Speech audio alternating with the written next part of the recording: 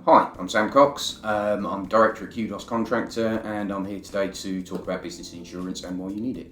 Why do you need business insurance? Ultimately, it comes down to protecting against the unknown.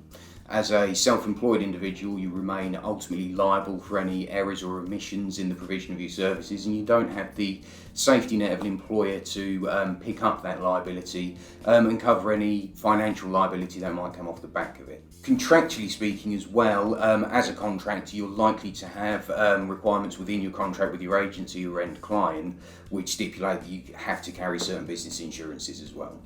So for contractors, the key insurances to bear in mind are professional indemnity insurance and public liability insurance. Professional indemnity covers against errors and omissions on your part, which may lead to a financial loss for a third party, which then results in a claim being brought against you. Public liability insurance deals more with physical damage and personal injury that may be caused by you in an accident in providing your services.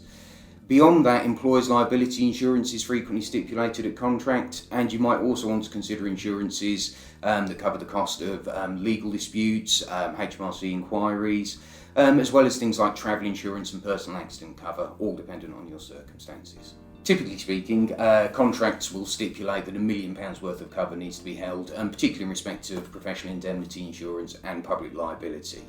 Higher limits are frequently stipulated, and if you're not sure how much cover you require, it's probably useful to discuss with your end client or your agency, and they'll likely be able to clarify for you.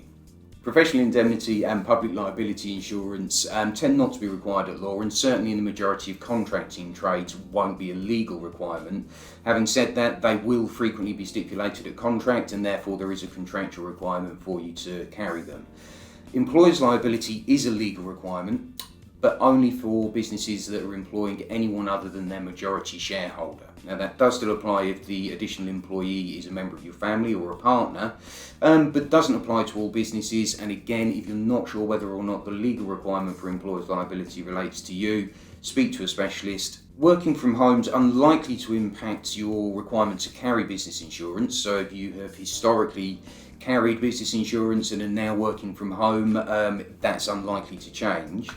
Obviously though, if you are operating a business from your home premises, it's always wise to speak to your home insurer and make sure that there's nothing that's going to trip up your home insurance policy, or that they don't need to be made aware of it. You can buy business insurances online at qdoscontractor.com, or you can speak to one of our team on the phone to clarify your requirements or go through any questions that you might have relating to the covers that you need.